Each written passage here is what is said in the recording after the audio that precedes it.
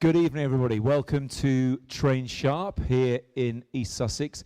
Welcome to people watching us on YouTube as well, quite possibly the biggest audience I've ever had for a live broadcast. Thanks, Sean. Thanks for laughing at that one. This is going to go well, I can tell.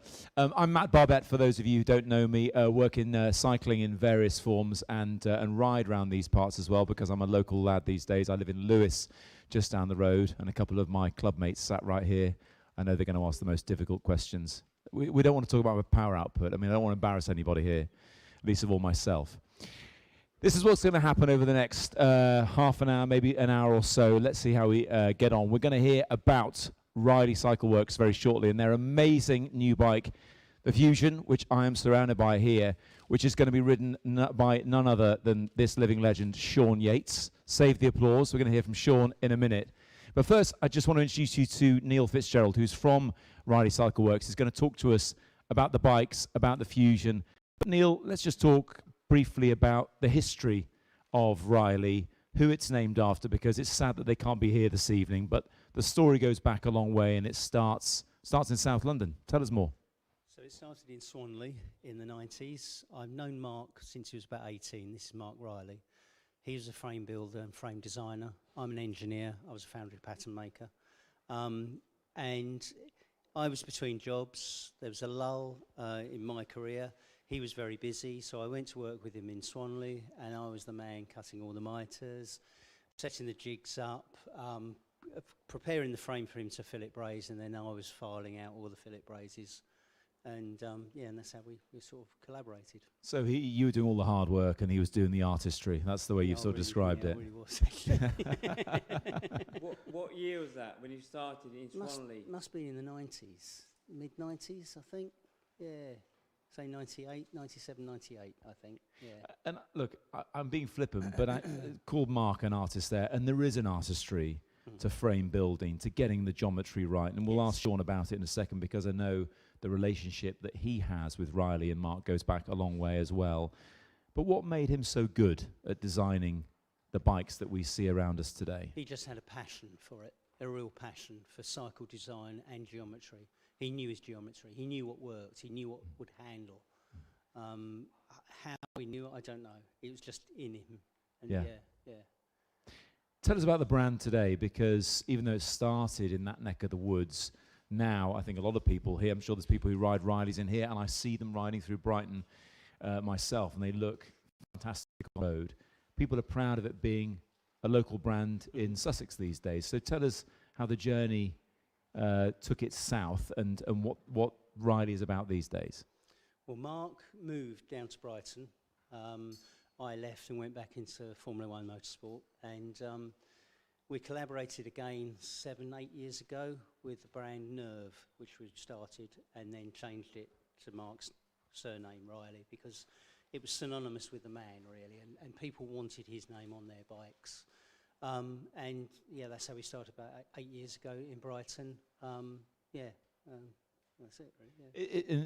There is a local support here. People are proud that Reilly is from Brighton. We see them riding around here. Are you proud that it's in this neck of the woods too? Oh yes, absolutely. Yeah, I love Sussex, East and West. I've lived in West Sussex. I've lived in East Sussex, and it's just a nice part of the world. Yeah. For those of you who are not familiar with Mark, I mentioned it's sad that he's not with us anymore, but his name continues on the bike, and there was a conscious decision to do that. Very much so. Yeah, very much so. We need to keep his name alive, and the heritage that he brings to the company, or brought to the company, is so important. Yeah. Before I chat more to Sean, just tell me a little bit about the bikes that are around us, finishing with the newest one in the stable. So we started really, we made our name with the Gradient, which is a gravel bike. Everyone who rode it loved it. I ride the Gradient. They kind of, and titanium does, I think they float along. They really do float. That's helpful. Yeah, and no, they just do. It's a wonderful material.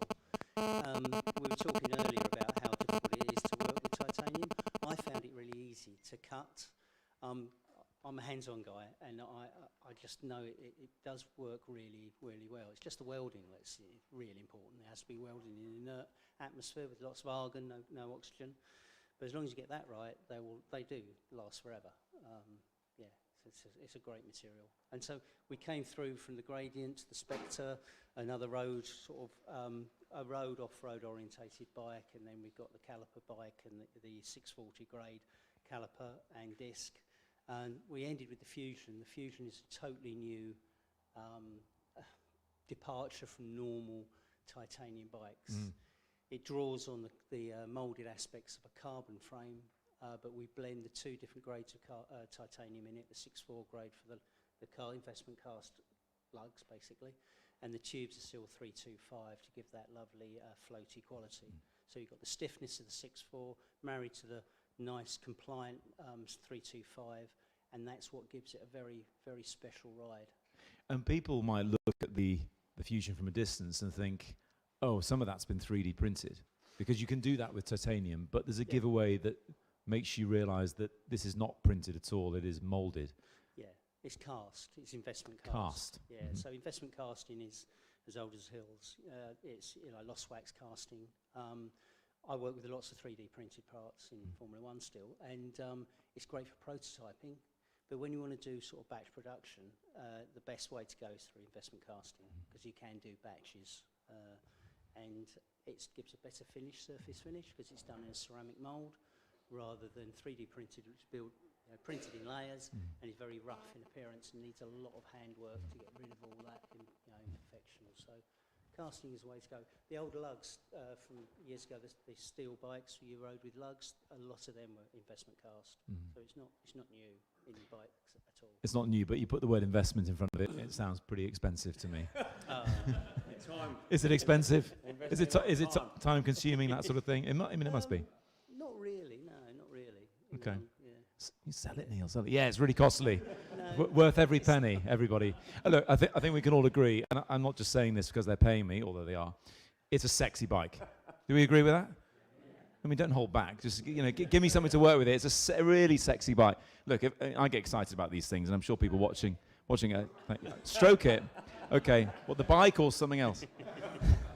Let's just talk about the bike for a second. The lugs look amazing. I mean, this is what I mean about the sort of 3D printing. Sure, you can see the brazing here, but from a distance, you can see how it could be likened to a carbon frame and how they're molded in that way, but they're not. I mean, how do you achieve that kind of thing in titanium? Because it's unusual. You don't see that kind of thing in Thai bikes. You don't. No, so it's sleeved onto the tubes and welded, and then the welds are linished back to get that smooth, seamless appearance. And what about the sort of head tube here? It's pretty big, but it's obviously some aero elements to this, Neil. Yes. So the sections we've cast, basically, is from there to there. This is all cast. Yeah. There, these little spigots, and the bottom bracket, and the dropouts. All Love cast. the dropouts. Other people were noticing those earlier on. Good. I really want one. We'll talk afterwards. Listen, we're going to give Neil a little round of applause there, because we are going to talk to Sean now. So give it up for Neil, and thank you so much. Neil, thank you so much for that introduction to Reilly. I know this is not your comfort zone, so do feel free to... I know it's not. Do feel free to take a seat. It is time to talk to Sean now. And look, I would urge you, let's make this conversational. Stick up your hand if you want to ask a question. Don't wait for me to do all the talking, because God knows I can do that and ask all these questions. So if you hear something, you want to ask a supplementary question, something you've heard, stick your hand up. If I can see you, because it is pretty dark in here, then we'll ask you a question as well. And we also have some of Sean's relatives in here, so surely they've got some good questions too. Jesse's here somewhere as well. There he is. Jesse, I'm sure you've got good questions. Sean, welcome. Good to see you here at Train Sharp. Feels like you're sort of semi-local to here, because you've lived in this neck of the woods before, haven't you? This is kind of your backyard, really, or it was. Indeed. I moved down to Sussex, Forest Row in 1966, so some time ago. Although I spent obviously the vast majority of my career abroad, I always came back here during the winter time. And after I retired in 96, I pretty much here a lot of time between travelling. But I've recently moved to Spain. Time flies. 5 years now, so. But still, obviously, my family live here. My mother still lives in Forest Road at the moment. But yeah, it's definitely my neck of the woods. Although I must admit, I do like Spain. Why in December do you not like East Sussex? We'll come on to all of that in a second. We'll come on to the boys, because I've ridden with Liam around these parts well, and he absolutely skimmed me up Bo Peep. Of course he did. We'll come on to that. But look, let's just start at the beginning of your relationship with Reilly, because Mark, who Neil was talking about, you for a long time, and he built bikes for you as well. Yes, I mean, I'm thinking, or I was talking yesterday with Chris about how I actually came up, to link up with Mark, because I completely forgot, or I couldn't remember. And it was through a friend of mine called Vic, who's also here tonight. And it was about the year 2001. Obviously when you're on the road the whole time, like you do, you just forget what kind of happens. You just take one day at a time. You go, time just flies past, and suddenly you're 20 years down the line, or 21 years down the line. It's 21 years since Mark supplied me with a bike, and they were up in where was it? Swanley. And now we're 21 years later down here in Brighton. So yeah, Mark obviously, apparently he wanted to make me a bike, but didn't dare ask me. He was a fan then, obviously. I guess so, yes. But as I say, you don't, you say some guy rings you up, tells you wants to give you a bike, you say, okay, yes, please. And damn right. You take the bike and you go out riding, and you don't give it too much thought. Well, at least I didn't, which is a bit wrong in a way. But, shit happens. But Mark obviously gave me the bikes and made them like I wanted them, and he made them a time trial bike, and then he moved into the titanium, and he came down south. He worked with Jim Walker, and the brand changed, but Mark was always there giving me the bikes, up until the last bike he gave in 2016, which I still have, and I had a really bad accident in 2016. He came to visit me in hospital in Brighton with my new frame, which obviously I couldn't ride at the time, but it did give me some motivation to get better, to be able to ride it. That was actually a carbon frame made by Neil, who, as you say, worked for McLaren, where they do most of their work in carbon. But now titanium was Mark's thing, and this is their latest offering to myself, completed this morning, I believe, Chris. So yeah, just in time. So I'm looking forward to get on that thing in Spain, and trying to hang on to the back wheel of my neighbour. Who's your neighbour? Not Miguel Indurain. No. Okay. Thank God. Let's talk about the frame then, because I love the finish, and B, we have to talk about that ridiculous stem. We'll get onto that. Talk about the finish, because obviously you've chosen this anodized finish, Sean. This is your thing. I let Reilly decide, the guys at Reilly, to decide what they want to do. They try to make it, they did make it, so a little special. I have my name on it. I have some of these checkered bits here, which remind me of my Peugeot days. Yes, of course. And obviously the colour is nice. It's similar to the bike I got, the carbon bike. And yeah, the stem, I always ride 14. So it looks mean. I mean, I say to myself, if I can't, go fast, at least I need to look good. You're going to look the absolute business. So, obviously, that goes for the bike. 14 centimetre stem, 17-degree negative angle as well. Although obviously I always ride on the hoods these days, where back in the day, you were down here. Yeah. So the difference is minimal in reality, and I ride a lot further forward than I used to back in my heyday. So you're just rotating everything forward. Yeah, and that 54 big ring as well. That's your cup of tea, I know. isn't it? That was the only Dura Ace they had in stock. And so I'm thinking, yeah, okay. Oh, it's a 56, I beg your pardon. Of course it is. It's going to be flat rise until I can change those rings. You talked about Mark speccing the bike as you wanted. What were the stipulations when you were racing and when you first got to meet him? What would you look for in a good frame? Well, I don't think I'm that fussy, really. Come on. I just wanted something to look fast and aggressive. Obviously a lot of things changed since recently regarding aerodynamics and positions. But yeah, he was always ready to make it how I wanted it. And most notable, I think, was always the small head tube Mm. because I was always super low, but also long. And normally, long frames means big head tubes, Yeah. which doesn't work for me. Does it still work if you've been that stretched out? Yes, Because people yes. remember that riding style. You're just Yes. used to that now. Yes, I mean, a lot of people say, don't you get a bad back? But I never had a bad back, certainly not recently. And I'm just very accustomed to that, so yes. I can't see myself going up, On a being like a punter. on a- Although I said, I can't see myself using a compact chain. Not that I've got one of this, but I did resort to a compact chain set because I moved to Spain where it's very hilly, so I mean, come on. trying to crack there, really. Yeah, yeah. I mean, we can cut you some slack on a compact in the mountains of rural southern Spain, definitely. Look, just talking about Sean, because you've talked about the toll things can take in your body. Maybe they affect you in some ways, but other things do. There's been, you've put yourself through the ringer throughout your professional career and since then. Let's talk about some of those stories, because I know you've done a few interviews with Cycling Weekly this week and talking about some of the changes you went through when you moved to Nice, for example, and the dietary thing.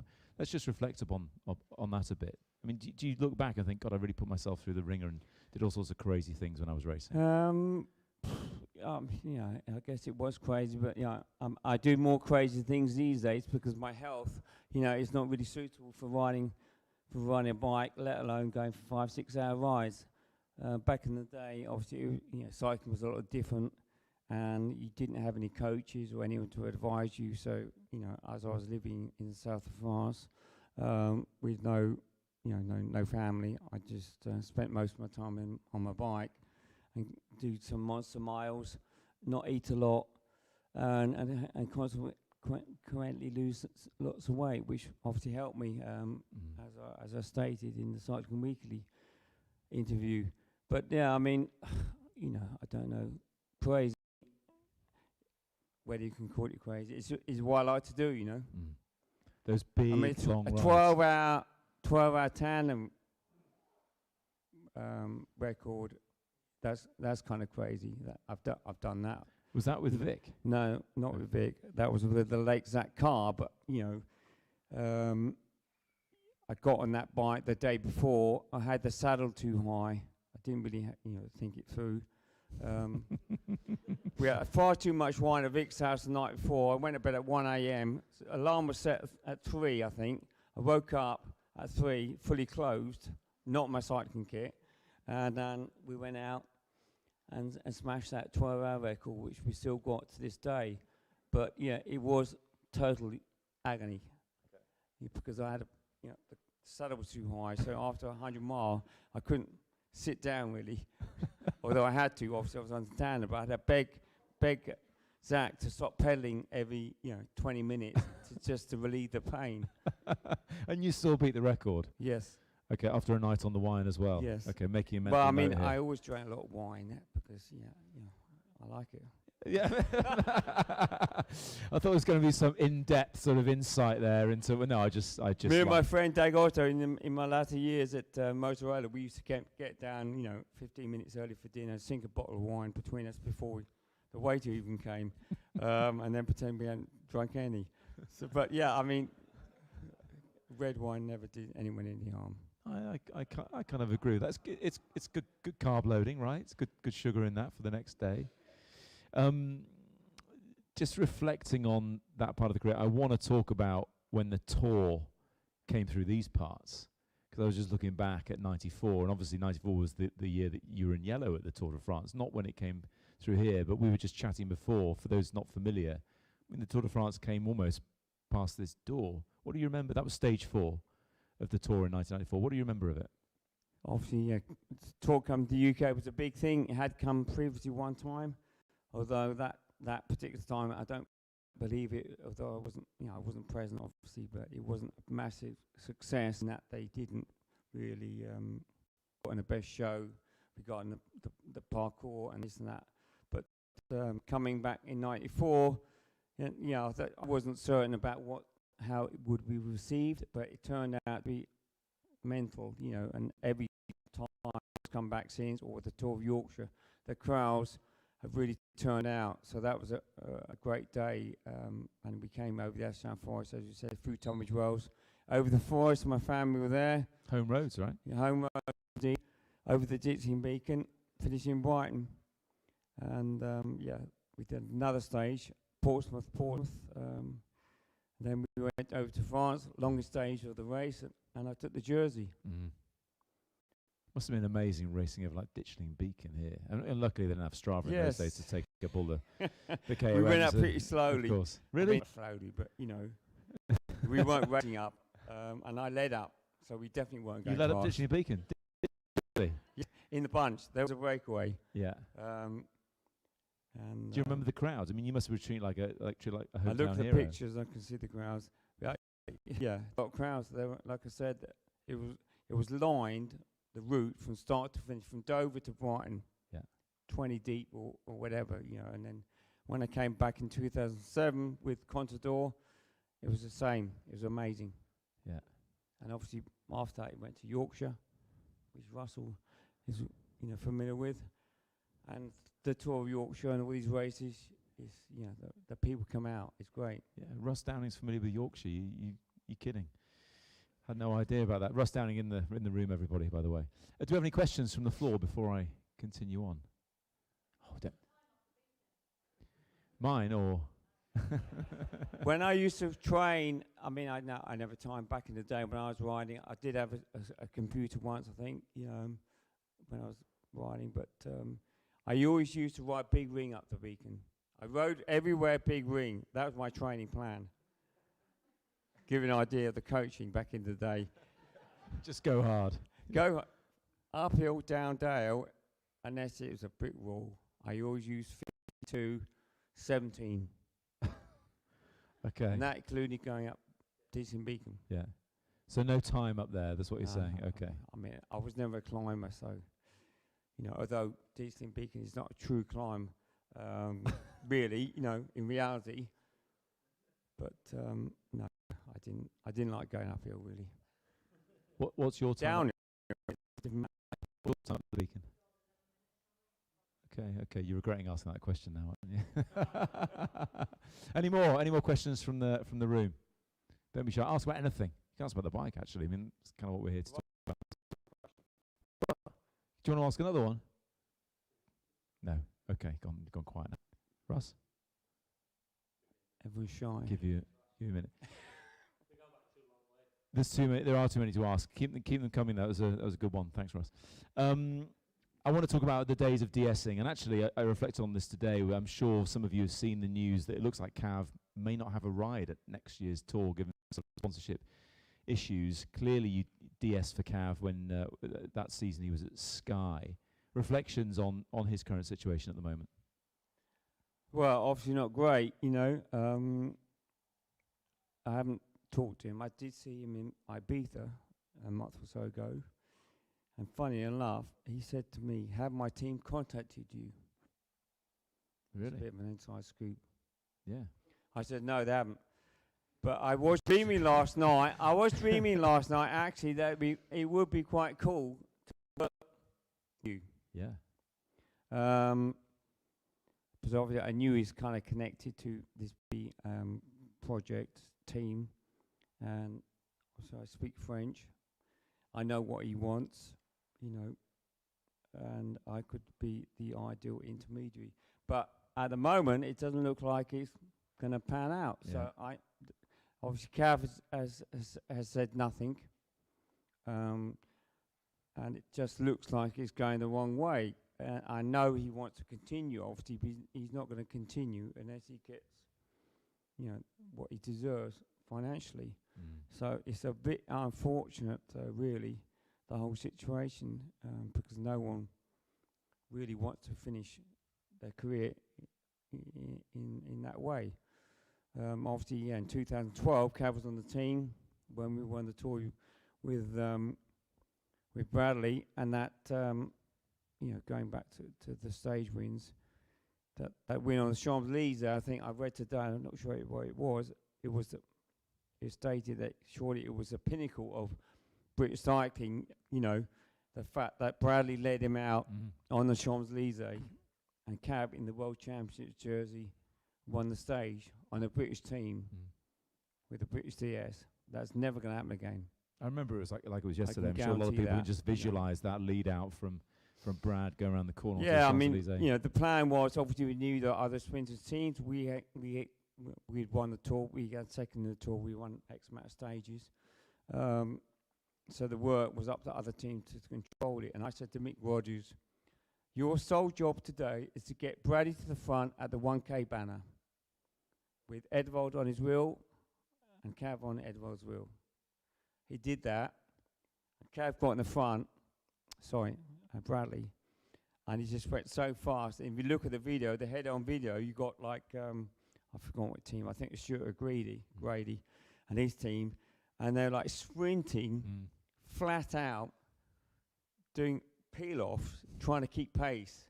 Then we came to the Place de Concorde, turned left, Edvald hit the front, turned onto the Champs-Elysees, and Cav hit out, you know, and that was it. What was the feeling like for you in the car at the Well, moment? I mean, it's, you know, that year, pretty much everything just fell into place, and you know, the late Nico Portal, who was kind of my understudy at Sky, when he took over the team, and I used to talk to him on a regular basis, and when they were still dominating, he said it's just like PlayStation, you know, and you tell the guys what to do, and everything just goes to plan.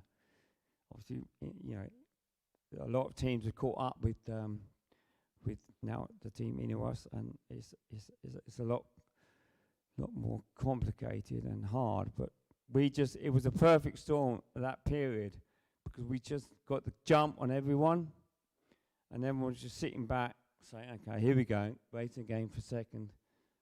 And so we were, you know, it made our job a whole lot easier and made it look like we were so much stronger than we actually were. You know, obviously the competition, we were strong, but, you know, perfect storm situation. What was it like managing those two? I mean, I can say this because I know them both. What was it like managing those two egos of Brad and Cav?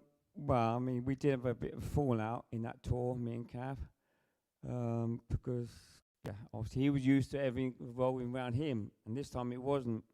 And the mission of the team, and certainly my mission, was to win the tour with Bradley, and that was it. Anything else was a bonus.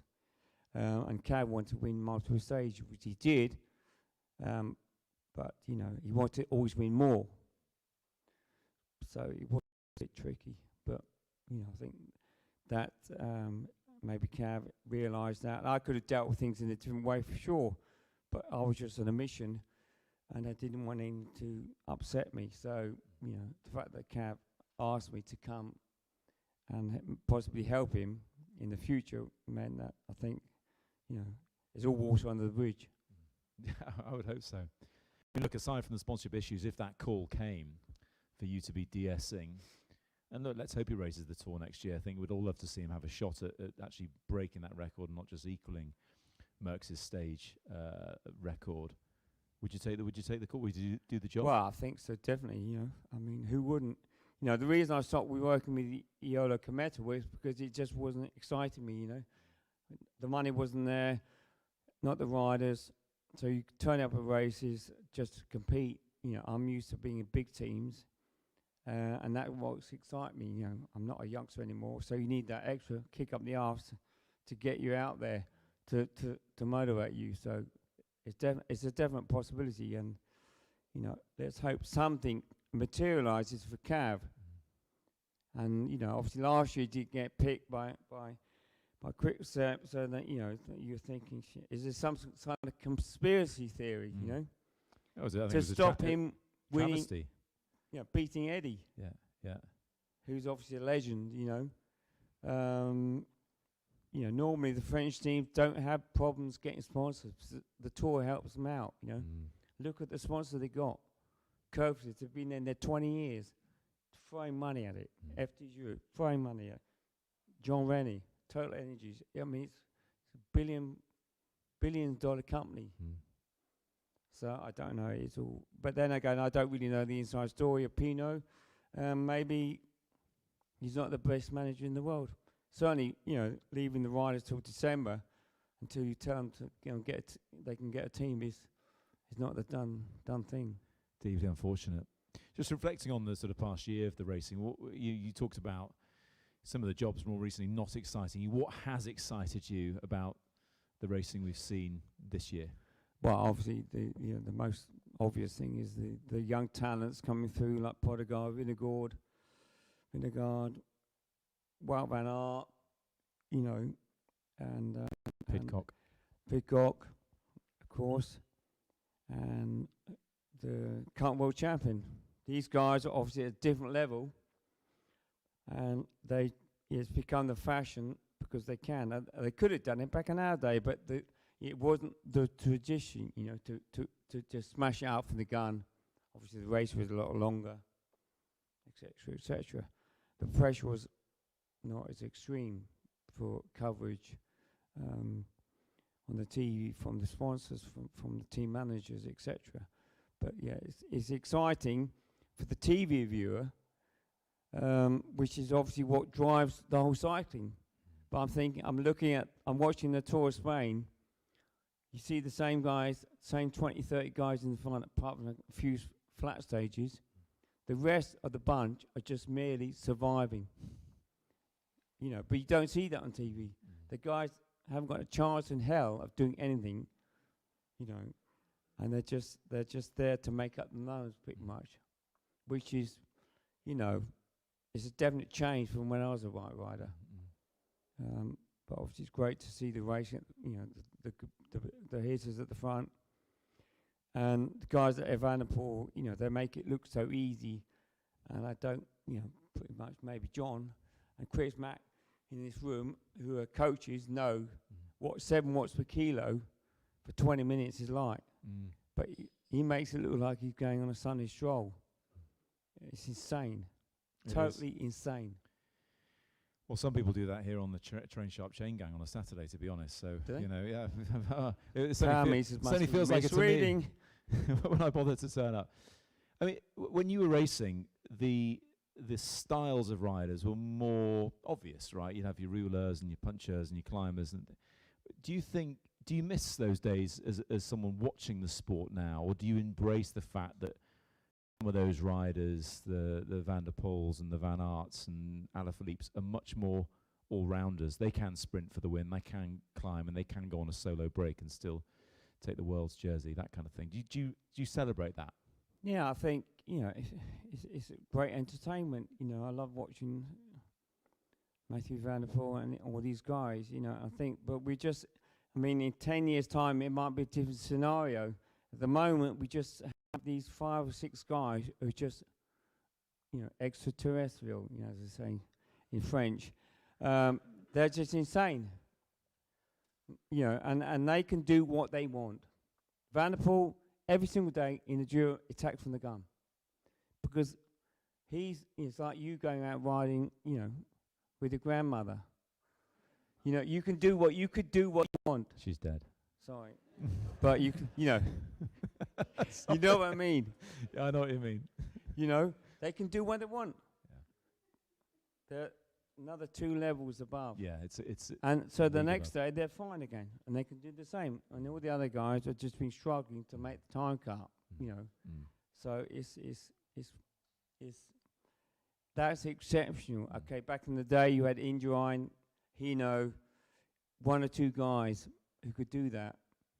But now you've got these 5, 6 guys who are just another level, and they just keep on coming. I mean, we're not even talking about Bernal, and a couple of years ago we were saying Bernal's going to win in the next 6 tours, but he's just history. Well, shocking luck, of course, hitting the back of that truck. Yeah, I mean, luck, nothing said about that, but, I don't know why. But in that he hit the truck, but why did he hit the truck? He wasn't looking where he was going. Exactly. Yeah. They never said that. He never said, guys, when you're riding, which way are you going? No, I mean, I find that... Do you have to say that? That's no, but, I mean, surely that's a lesson for everyone. I mean, it's pretty fundamental, yeah.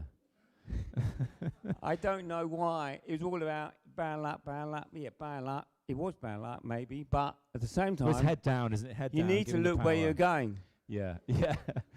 That is a big lesson to take away, everyone. And I heartily advise you take that. I mean, talking about me riding with my grandmother, that was the comparison around these parts is actually your son Liam riding with me. I'm the grandmother in this scenario, unfortunately. And I'm just going to finish off with this because I went out riding with Liam when I first moved down to these parts last year, and you told him to take me up which climb? Bo Peep. Why? Did I? Yeah, why? Is my final I knew question. it was And the most steep. important I knew question it of the was night. steep. And you got a good view at the top. Well, yeah, but I was thinking couldn't you, see where I Matt. was going. It was hard. Great rider, Liam, as well, of course. Chip off the old block, as Jesse is too. He was on a gravel bike and I was on a road bike, and he still absolutely skimmed me up that climb. Final question from me before we take some more from the floor, potentially. It must fill you with pride seeing the boys riding bikes so well, but doing their own thing, doing things in a different way to how you made a living out of it. Yes, I think, obviously I'm proud of them. That they, first and foremost, that they've got a hobby, a healthy hobby, and they're forging their own way. It's not easy. It's not easy to be successful in any walk of life, really. But having a goal or having ambitions in something other than working and trying to survive is great. And Jesse and Liam, they do their extreme gravel races and gravel racing. They come out to Spain quite a lot. I hook up with them. Next year we're going to do a gravel race. So I've got one of these as well in Girona in February. It's a gravel race, but I won't be racing. I'll just be trying to get around, which is what I do these days. But no, it's obviously a booming aspects of the sport, and I like that Jesse's doing well, and that Liam. It's hard sometimes to I think Liam's got freaking 10 Wahoos, and what's he done? Either the yellow jersey and I had to beg for one, kind of thing. It's the new the new Instagram, the new talent. The whole social media side of things is something I have difficulty grasping, really. Although luckily, talking of Wahoos, I know the head of world marketing, so he actually sent me one. Oh, can you get me one? No. Okay. I haven't worn the yellow jersey. Any other questions, please, from the room? Don't be shy. Joe, I know you've got one. Come on.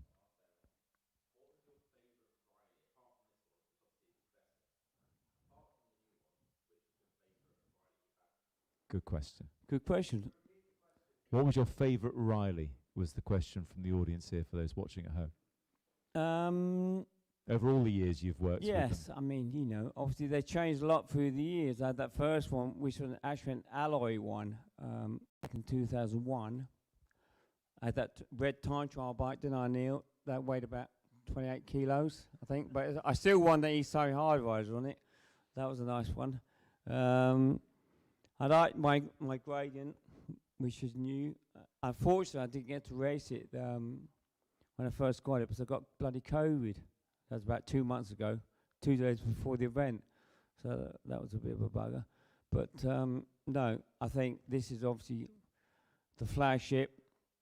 And I'm really looking forward to get on it. So, things have changed a lot over the years. And now, in order to sit my neighbour's wheel, I need a bike like this. So I'm going to say this one. I mean, why Has to wouldn't be my favourite. Why wouldn't you? Exactly. The newest bike's always the most, always the favourite one, isn't it? Yes. Of course. Just very quickly before we take another question, you touched upon that one being an alloy frame. I'm sure you've ridden all of them, steel and carbon, and obviously these are titanium. How do you find titanium to ride on? Because a lot of people won't have tried a titanium bike, and they won't know that sort of feeling of what tie can be like. Of floating. Yeah. I don't know about the floating bit, Neil. I don't float very much these days. No, I like the titanium because it's so clean, and it's not to keep it clean. For example, is easy, and it doesn't obviously rust. Doesn't really get damaged like a carbon bike. You know, it's tougher. What about the ride quality? And looks. The ride quality, to be honest, I'm not overly sensitive, so you know I don't really know the difference between a hard ride and a soft ride, and anything in between. Okay. But I read these write-ups about, and the guy says, yeah, it flies up the hills, or it's great, or and I think, how the hell does he feel that? I don't know, you know. I just get on the thing and try. We can't hard, argue with that. and it hurts the whole time. So you know, whether you know the ride's good or not, I can't really feel it. I'm just too busy suffering. Gonna look at the business though on that with that 140mm stem. Any more questions from the room? Right at the back, yes, please.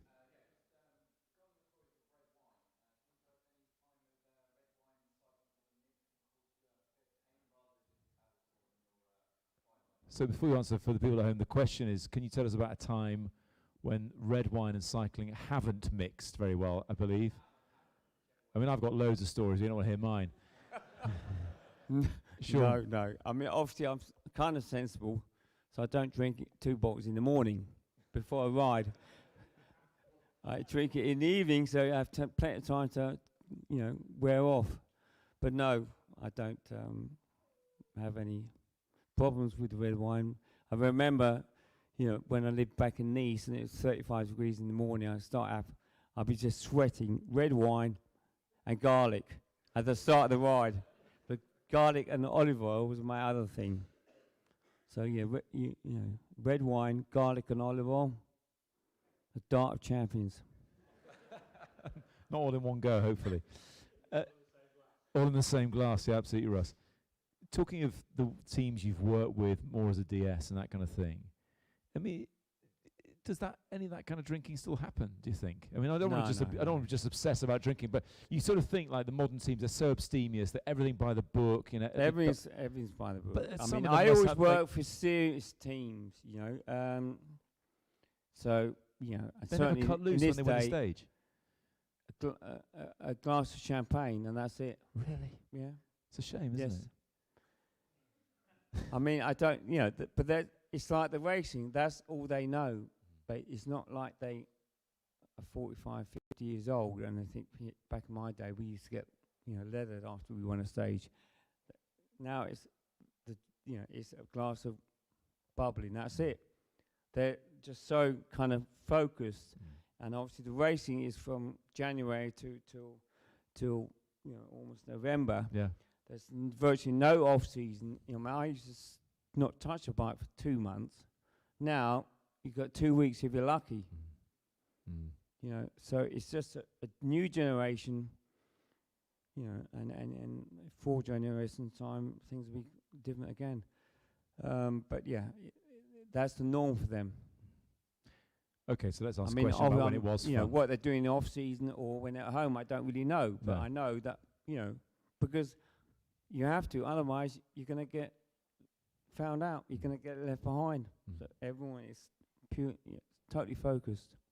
Who in your day in the peloton were the sort of the rabble rousers, the ones who perhaps would put wine away at dinner and just get back on the bike the next morning and not think about it? No, I mean, there was no one in the teams that I rode for. You know, obviously there are some famous stories, you know, of guys like Frank Vandenbroek and this, that, and the other. And that was kind of a bit after, that was after my time, you know, when guys like Frank, who were like the Matthew Van Der Poel of today, they weren't guided properly, you know, and they went off the rails, kind of thing, and it ended up, you know, badly.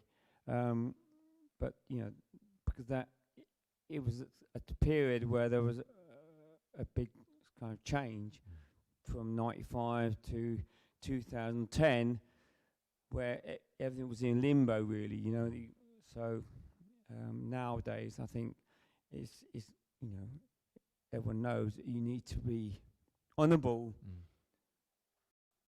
Otherwise, your career's not going to last. It's already, because of the style of racing, is already. I think careers are much shorter, I mean, and you look at back in the day, like I was talking about Brandon Brooker, then obviously a lot of people looked up to him, and so they thought, okay, he's doing that, why can't I do? Now they look up to Van Aert, those guys are so sodding serious. And everyone knows that to be good, you've got to be serious. Good question. Thank you very much indeed. Any more questions? Yeah, at the back. Oh, I'm one here as well. Great, got two. Oh, look who it is.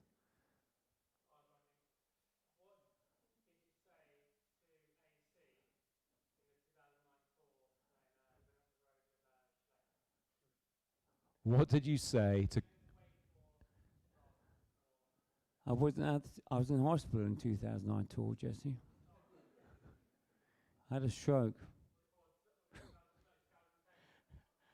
No, that was 2009. Johan was in the car. Well, Johan, they weren't happy.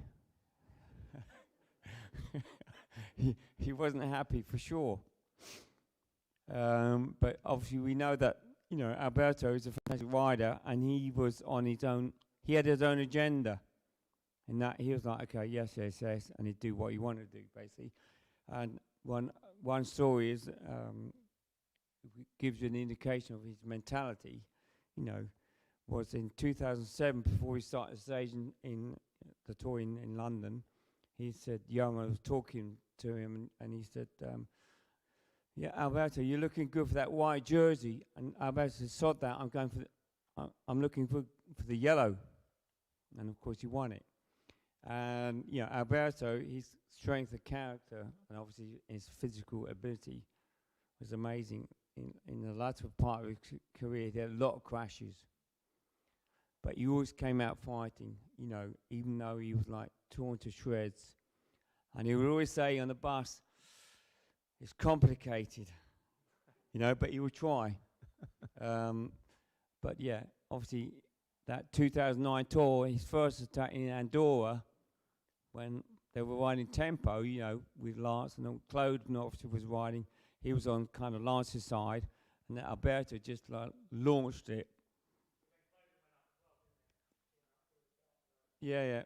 But, obviously Alberto was physically better than Lance and mentally at the same level. Jesse, thank you for the question. I think we have one here.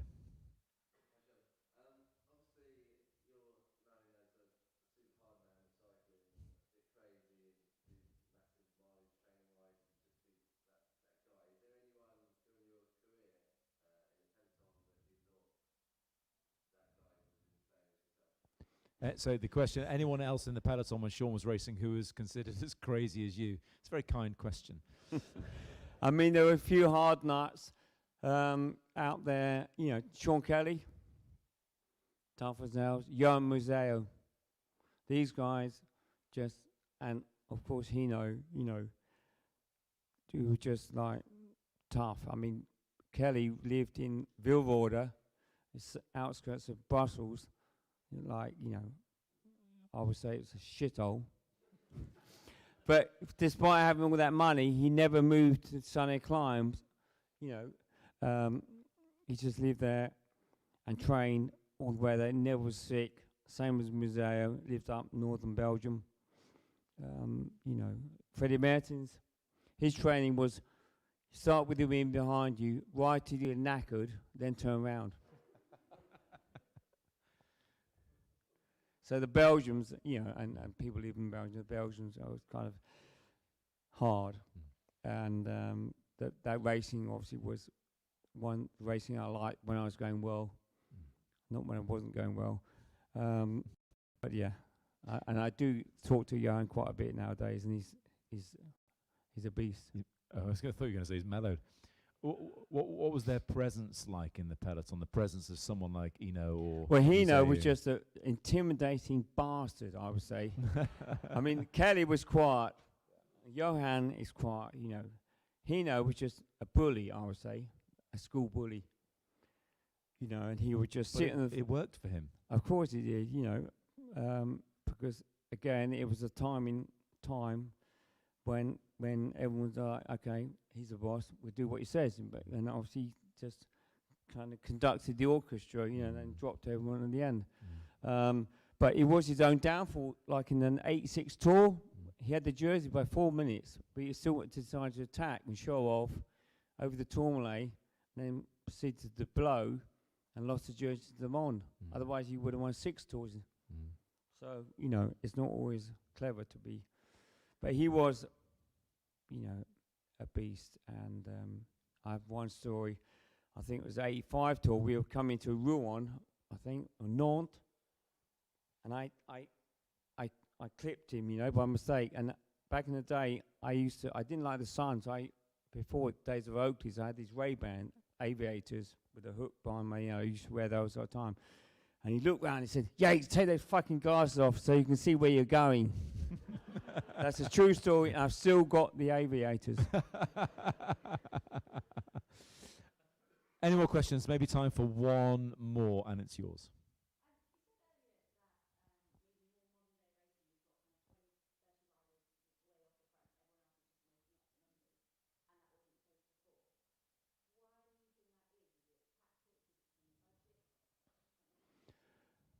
I think, yeah, obviously it's the start of racing. It's much more aggressive, and the leaning towards tougher courses because it leads to more spectacular racing.